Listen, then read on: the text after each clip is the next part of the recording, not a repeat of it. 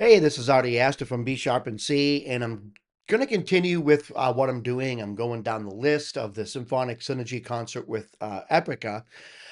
And I haven't made a video, I haven't done one of these B Sharp and C episodes in a few days. I'm going through a really big move. You can't really tell by looking at the background, but the rest of the house, everything's in boxes. We're moving out of state. It's been a little stressful. So this episode that I'm recording right now, I think is kind of therapy for me. Talking about music actually really helps me out.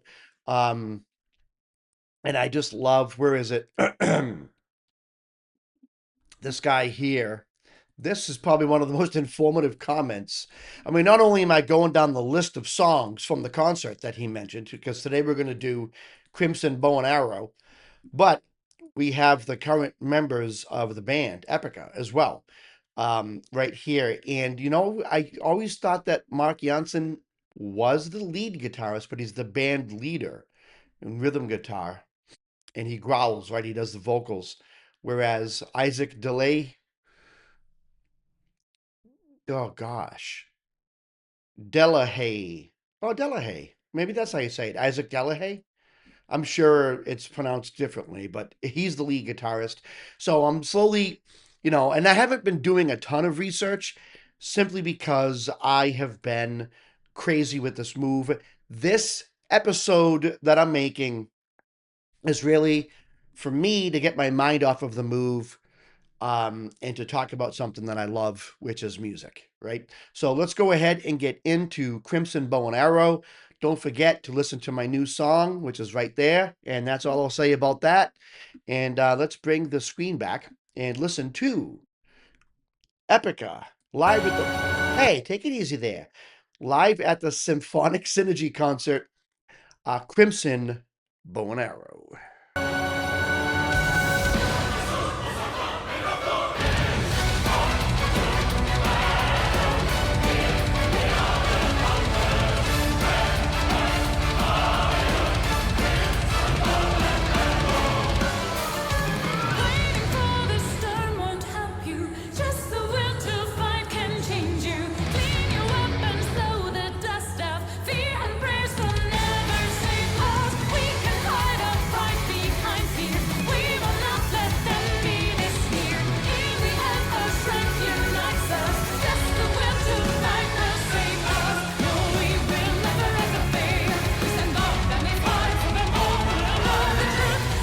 Love that.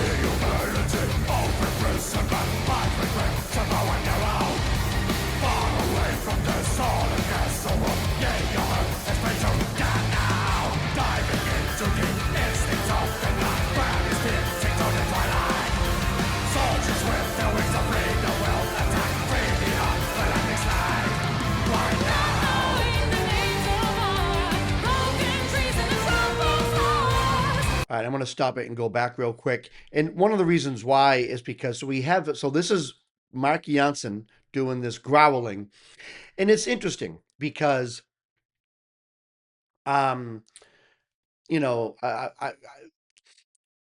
sometimes the growl, what's the difference between growling and screaming? And I think I know, I feel like the growling is,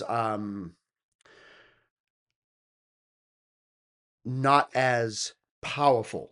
It's deep, but it's not as powerful. It's like a more subtle approach to a scream. But it's weird because I've heard people say that Tatiana or Tati from Ginger is one of the best growlers out there. Now I'm a saxophone player, so when I think of growling, I think of when you play the sax. And that's how you actually get that sound on the saxophone that makes it sound gritty and dirty, is that you blow the note, but at the same time you do that. And then that's where you get the sound, you know?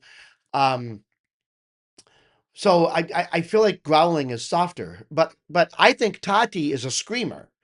And when I hear Tati from Ginger, I think she's screaming. I don't think she's growling. But this is definitely what Mark does is definitely softer. So I can see why people would call it growling and not screaming. I don't know. I'll have to research if there is even a difference. Um, but yeah, anyways, let's go back to the song. But I like what he's doing here. And it looks like he and Isaac are kind of playing the same melody on the guitar while he's doing the growling.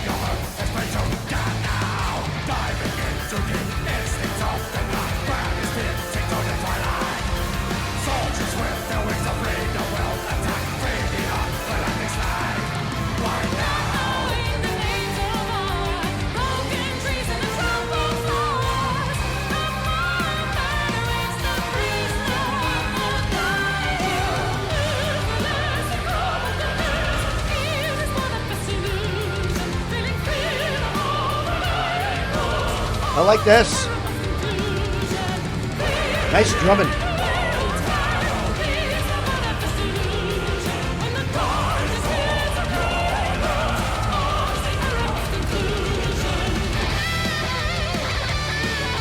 Okay, that's Isaac.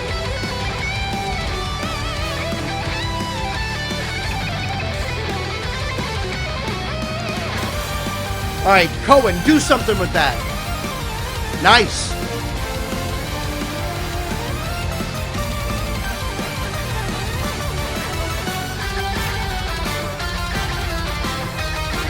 I want to go back. Okay, that looks like it's attached to him by a belt wrapped around him or something.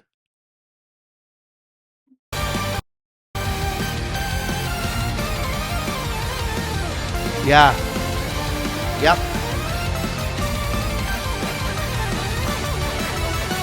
The last video I did with EPICA was funny because when Cohen came out and did the keyboard, I couldn't hear it.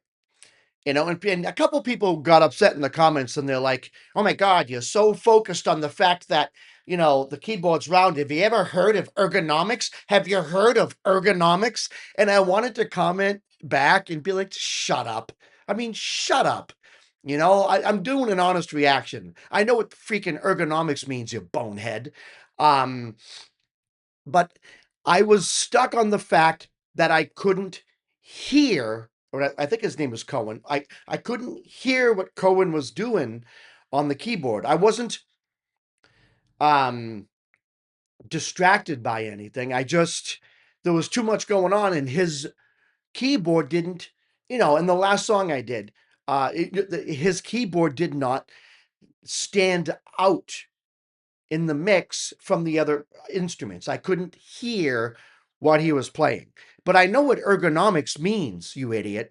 And interestingly, um, as a keyboard player myself of, oh my God, 40 years now, as a keyboard player myself, that actually doesn't look like it's any easier. Now, maybe that works for Cohen.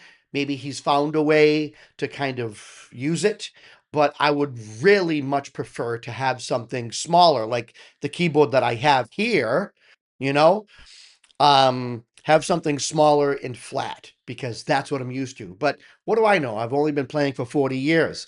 But yeah, I think that, you know, it's a very interesting instrument, but it looks like something he had to learn how to get used to. I don't think it was just natural ergonomics, because if it were natural ergonomics, then every keyboard player would be playing on a semi sphere of a keyboard. But I think that it works for him.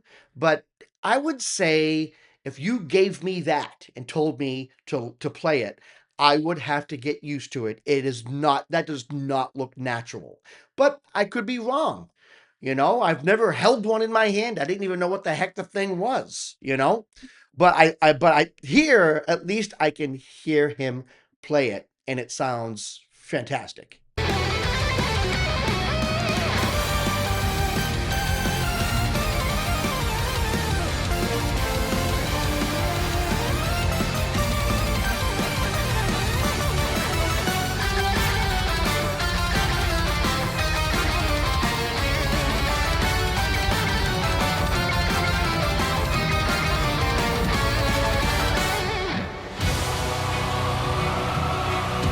How they missed on purpose. I love it.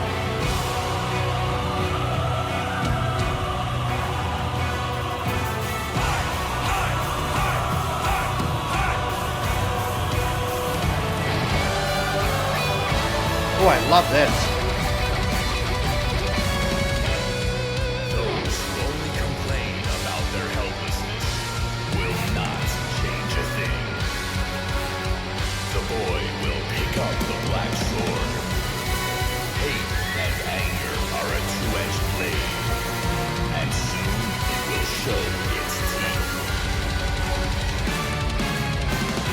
All that ends just in the game. It's not the weapon nor the skill. Love it, love it. Reach out for the desire and awaken your will to kill. Go on, free your mind. Immerse yourself in unstoppable killer instinct. Bring back the hope, illuminate the darkness. Stand up and fight for their demise. We won't surrender. No, and throw the devil in disguise. You can defend the daylight, dividing the legions. Ignorance will show its weakness. Lasting peace and abandoned illusions. None of our trust and our quiet minds.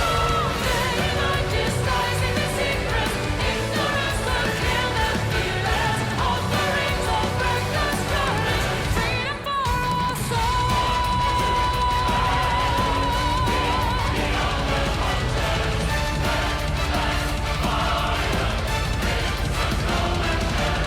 And that drum is amazing.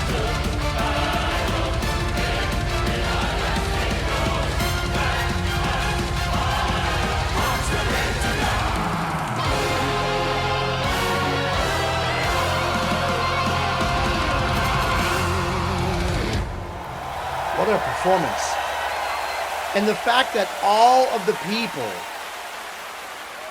that are there, and the fact that all of the people that are there partaking in this performance, I didn't see the backup singers having, to read lyrics.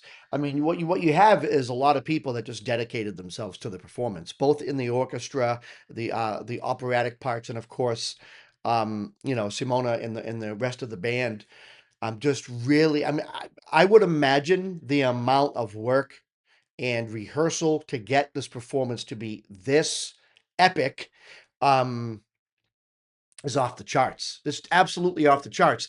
And you forget, as I'm watching them play and I'm just watching everything that's going on, you forget that the song stripped down by itself, just the construct of the song is not your average construct. It's not like, okay, yeah, this song is going to be, yeah, verse, chorus, bridge, chorus. Let's just do that. Um, there's like a bridge inside of a bridge, then there's a breakdown, and then there's like a little reprieve from the heaviness, and it gets kind of soft, and it's it's the construct of the song in and of itself is extremely different. Then on top of that, everyone is in unison playing the song, which is constructed a little differently from other songs. So it's actually a more complicated song for everyone to follow along and play with, all at the same time, So it's just a tremendous amount of work. Um, it's a shame, in my opinion, like it's a shame they're not more widely recognized, as incredible artists. But I mean, it's not like they're, I always say this, it's not like they're, starving and begging on the street for money to get their next meal. But it's just funny when you stop and think of it, because you have people who put a little bit of effort into a song, you know, and I won't mention any names, especially any names that rhyme with Baylor Biffed. But like, if you could take people who write their music and they put a song together, and then a production team comes in and just bam, makes the song huge, right? Makes the song huge. The production team comes in, they do an excellent job with the engineering and the producing, and a nice music video is made. And this goes really for anyone. A lot of today's pop artists, there's a lot more focused on the simple construct of a song. Most of it is simple, most of it, right? But then like the image around it. How can we package this and sell it? And they're really focusing on a good production, good engineering, solid, and something that just everyone will like. You don't want to break the mold, and image. And Epica kind of takes it from a different point of view, and they get their hands really dirty. And I'm not saying Taylor Swift doesn't. I'm not saying she doesn't work hard. I mean, obviously she works hard, right?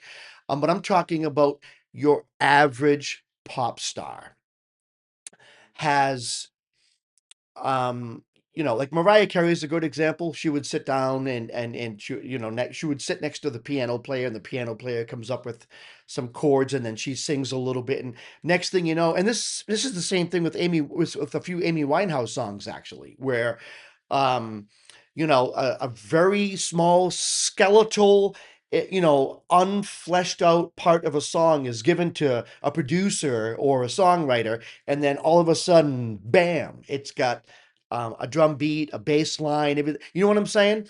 And a production team works around them. And that's not every song of Amy Winehouse. Amy Winehouse was actually a really good songwriter, but it wasn't, every song of Amy Winehouse, every song of Dua Lipa. But yes, a lot of pop stars going back decades, they they come up with something, they're part of the process, but it kind of gets taken away from them at a point.